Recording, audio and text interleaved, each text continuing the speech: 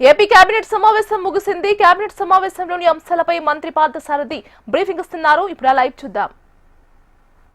Market అవసరాలను దృష్టిలో పెట్టుకొని అక్కడ హోటల్స్ నిర్మాణం కానివ్వండి, కన్వెన్షన్ సెంటర్స్ కానివ్వండి, అదేవిధంగా అభివృద్ధి కానివ్వండి, వీటన్నిటిని దృష్టిలో పెట్టుకుని కొత్త వాళ్ళకు కూడా అవకాశం ఇచ్చే విధంగా మళ్ళీ ఆర్ఎఫ్పి పిలవడం జరుగుతుందని చెప్పేసి ఎక్స్ప్రెషన్ ఆఫ్ ఇంట్రెస్ట్ పిలుస్తుంది జరుగుతుందని చెప్పేసి కూడా నేను తెలియజేస్తాను. అంతర్జాతీయ అథ్లెట్ అర్జున్ అవార్డు గ్రహీత కుమారి ఎర్రరాజు జ్యోతికి విశాఖలో 500 గజాల నివాస స్థలం మరియు రాష్ట్ర ప్రభుత్వం గ్రూప్ 1 పోస్టు. ఈ పాప చాలా టాలెంట్ కలిగిన పాప. రాబోయే ఒలింపిక్స్లో మన భారతదేశం తరపున మెడల్ సాధించగలిగిన సత్తా ఉన్న పాప. చాలా పేదరికం నుంచి వచ్చి అనేక ఇబ్బందులు పడుతూ కూడా భారతదేశ గౌరవాన్ని కాపాడుతుందని చెప్పేసి కూడా తెలియజేస్తాను. మరి అంతర్జాతీయ స్థాయిలో అథ్లెటిక్స్లో పలు విజయాలు సాధించిన ఎర్రరాజు జ్యోతికి ప్రభుత్వం నుండి 76.25 లక్షల నగదు ప్రోత్సాహం ఇప్పటికే ప్రభుత్వం ఇచ్చింది. వివిధ పథకాలు సాధించినందుకు 9.25 లక్షల నగదు ప్రోత్సాహం. 27 మే 2025 31 వరకు దక్షిణ కొరియాలో గుమ్మీలో నిర్వహించిన 26వ ఆసియా అథ్లెటిక్స్ ఛాంపియన్షిప్లో పథకం సాధించినందుకు 8 లక్షల నగదు ప్రోత్సాహం. 62వ national inter state senior athletics championship 2023లో పథకం సాధించినందుకు 1,25,000. రాబోయే జాతీయ అంతర్జాతీయ టోర్నమెంట్లకు సిద్ధమయ్యేందుకు డైట్ ఇతర అవసరాల కోసం 22.6 లక్షల ఆర్థిక సహాయం.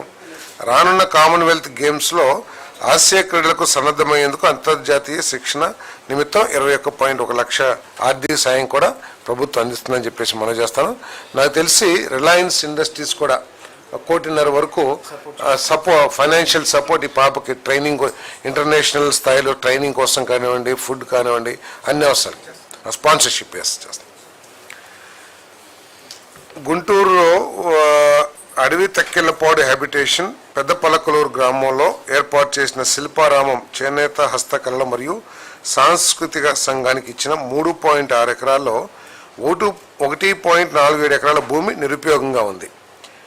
ఈ భూమిని పీపీపీ విధానంలో 16 శిల్పారామం ప్రదర్శన స్టాల్స్, 200 మంది సామర్థ్యంతో యాంపీ థియేటర్, 3,500 చదరపు అడుగుల విస్తీర్ణంలో పిల్లల ఆట స్థలం, పరిపాలనా భవనం 823 చదరపు అడుగుల విస్తీర్ణంలో ఫుడ్ కోర్ట్, మరుగు టాయిలెట్స్, ఇవి అన్నిటినీ కూడా డెవలప్ చేస్తానికి లీజ్కి ఇవ్వడం జరుగుతుందని చెప్పేసి మనం చేస్తాను.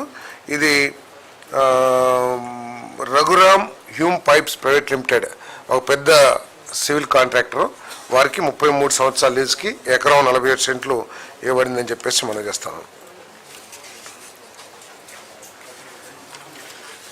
పిఎంఏవై అర్బన్ కింద ఈడబ్ల్యూఎస్ ఇళ్ల నిర్మాణానికి అవసరమైన వసతుల కల్పనకు ఏపీ టిడ్కో హడ్కో నుండి 4,450 కోట్ల రుణం తెచ్చుకునేందుకు ప్రభుత్వం ఇచ్చిన గ్యారంటీని రాటిఫై చేయడానికి కేబినెట్ ఆమోదం. 2018లో పిఎంవై కింద 5 లక్షల నివాస గృహాల నిర్మాణం కోసం 38,265.8 కోట్ల పరిపాలన అనుమతులను గత వైసీపీ ప్రభుత్వం 2021లో రద్దు చేసింది. 5 లక్షల నుండి, అంటే అంతకుముందు తెలుగుదేశం ప్రభుత్వం 5 లక్షల ఇల్లు శాంక్షన్ చేస్తే, ఇది అర్బన్ ఏరియాస్లో శాంక్షన్ చేస్తే దాన్ని 2,62,216కు తగ్గించేసింది. మరి 2,61,640 ఈడబ్ల్యూఎస్ గృహాలను పూర్తి చేసి లబ్ధిదారులకు అప్పగించేందుకు అవసరమైన రాష్ట్ర ప్రభుత్వం వాటి నిధుల కోసం ఏపీ టిడ్కో రుణ సహాయాన్ని పొందింది కేబినెట్ నిర్ణయం. గత ప్రభుత్వంలో దీన్ని పూర్తిగా నిర్లక్ష్యం చేసి రాష్ట్రానికి నష్టం చేసింది, రాష్ట్ర ప్రజలకు కూడా నష్టం చేసిందని చెప్పేసి మనం చేస్తాం. ప్రజలందరూ కూడా ఒక సైడ్ అద్దె కట్టుకుంటూ, ఇంకొక సైడు బలవంతంగా వారి ఇష్టం లేకపోయినా సరే ఆ బెనిఫిషరీస్ పేరు మీద తీసుకున్న లోన్స్కి ఇన్స్టాల్మెంట్ కట్టాల్సిన దౌర్భాగ్య పరిస్థితి ఈ పూర్ బెనిఫిషరీస్ అందరికి కూడా కలిగింది. మరి అటన్నిటిని కూడా సరిచేయటానికి ఇప్పుడు ఈ ప్రభుత్వం ఈ సంవత్సరం జూన్ కల్లా పూర్తి చేయాలి అని చెప్పేసి ముఖ్యమంత్రి గారు చాలా స్పష్టమైన ఆదేశాలు ఇవ్వడం కూడా జరిగిందని చెప్పేసి మనం చేస్తాను. మరి అదేవిధంగా ఈ individual BLC beneficiary lead construction ఏదైతే ఉన్నాయో దాంట్లో కూడా కేంద్ర ప్రభుత్వం ఇచ్చే నిధుల్లో గత ప్రభుత్వం రాష్ట్ర ప్రభుత్వం నుంచి 1 రూపాయి కూడా ఖర్చు పెట్టకపోగా 3 నుంచి 3.5 వేల కోట్ల రూపాయలని కేంద్ర ప్రభుత్వం పేదవాళ్ల గృహ నిర్మాణాల కోసం శాంక్షన్ చేసిన డబ్బుని